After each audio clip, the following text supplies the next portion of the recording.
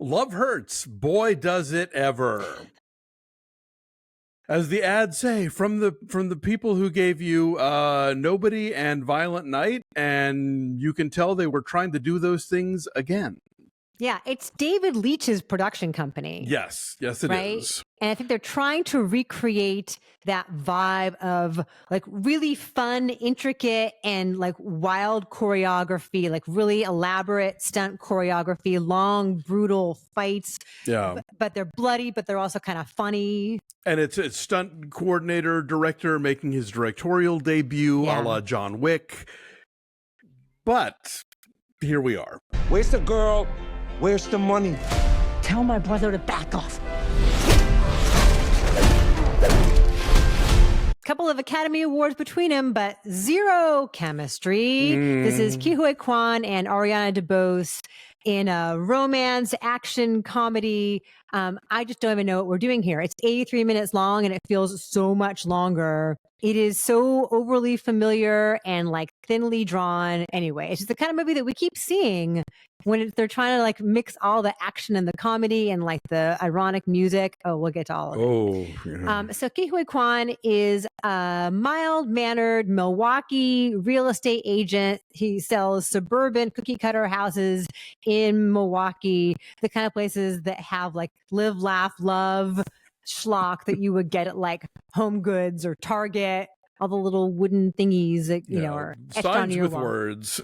Signs with words in various fonts. And so he has a quiet life and he's very enthusiastic and he loves what he does. And he does homemade cookies on Valentine's Day for his office.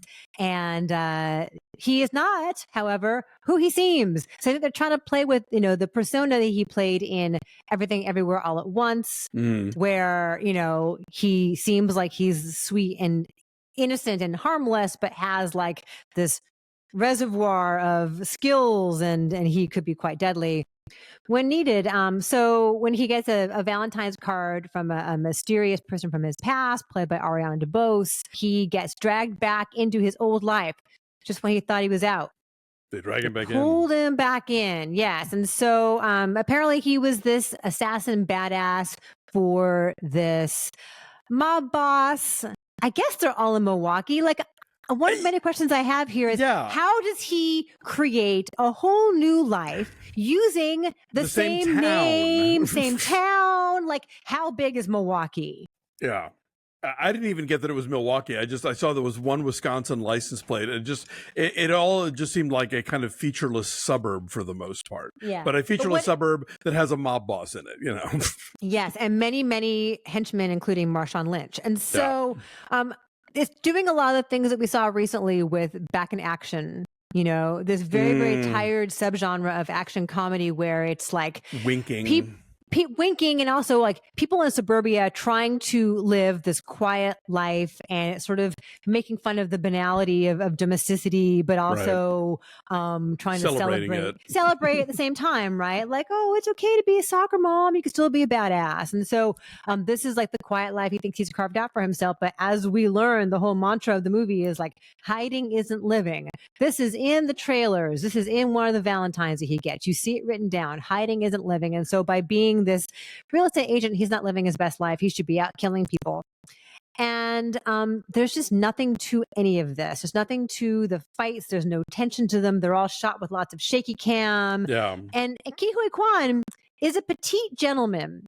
And people like Marshawn Lynch beat the living shit out of him. And he gets stabbed in the hand really early in this movie. Like he's like pinned to a desk with a knife in his hand. And like keeps going, gets stabbed in the back. There is one kind of inspired thing involving cookie cutters as weapons. That was kind of cool. And I was like the shredding that they can do. There's a bit involving it's like the houses that he sells are very sort of McMansion-y, like they're very small lots all in a row next to each other, and so there's this row of yards that are all separated by these tall wooden fences, and there's a fun visual bit that they do with that. That's kind of funny. That's about it, though. Yeah. Like, this movie is so bereft of ideas. And, like, Huy Quan, his comeback is one of the most, like, uplifting show business stories of the last couple of years. Like the idea of this guy who didn't feel like he was going to have a career as an adult actor, makes his comeback, wins an Oscar, you know, it's like, okay, great. Yes, we've always liked you and now you're back and that's exciting.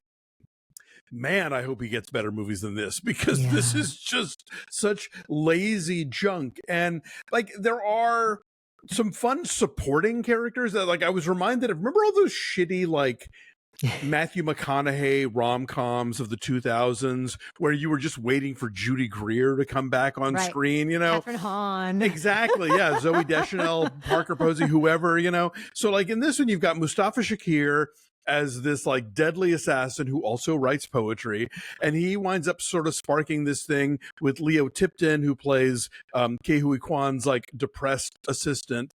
You know, Marshawn Lynch is Marshawn Lynch, and he's always fun to watch. You know, he and Andre Erickson play this kind of like bumbling duo of henchmen. And so when they pop up, you're like, okay, well, this is a little something. You know, Reese Darby shows up for a couple of scenes, you know, but it's just, it looks like crap. Yeah. I think the idea of, we're going to have these like brutal, deadly fights break out in these otherwise super generic, like model home, live, laugh, love kind of, you know, beige wall spaces. But the whole movie is so washed out and beige that it doesn't like become anything new or different. And like, how does this guy create this new identity for himself in the same town where he was previously a mob enforcer, where his brother like runs all this shady business, and his face is everywhere? That's one of the running bits, is that his face is everywhere all on the bus stops benches, and stuff. Yes. So this movie's just, they didn't think it through. Quan and DeBose, as brilliantly talented as they are, have zero spark between them. This is a slog. It's a real letdown. They're both really, really miscast in this. And I like the idea of Huy Quan getting a starring role for once. Because he's had, you know, really enjoyable supporting work forever. There's a little Goonies reunion here. That's not a spoiler. It's also all over the trailer that Sean Astin's in this movie too. And even that isn't as exciting. It's almost like just they want to put the idea of Sean Astin on screen with him again. And think that's going to be enough. And it's not. No, you know? It's a gimmicky, and they don't play with that at all in any kind of way that's fun. This just is an enormous letdown. And again, like as I said in the intro to the podcast, like I do one movie a week for Film Verdict, and I could have done Hard Eyes or Love Hurts. And the Hard Eyes trailer didn't grab me, and Love Hurts was like, oh, this looks like it'll be fun, and you know, it's Huy Quan. And apparently everybody says Hard Eyes is great. We got to catch up with that at some point. You chose wrong. I know. What are you gonna do? And this one has that thing we hate, where it plays like the peppy song, ironically, over the brutal violence. They only do it once, thankfully. But still, but it's just I thought of you immediately.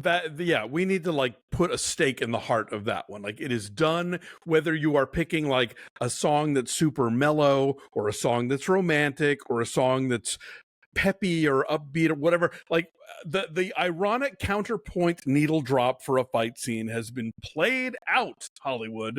We're telling you now. Just like, take the note, please. Yes. I'm going to say 2.5, and that is for Lio Tipton, and that is for Marshawn Lynch.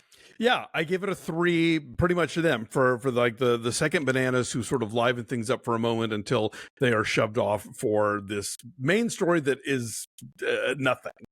Right. Don't do it.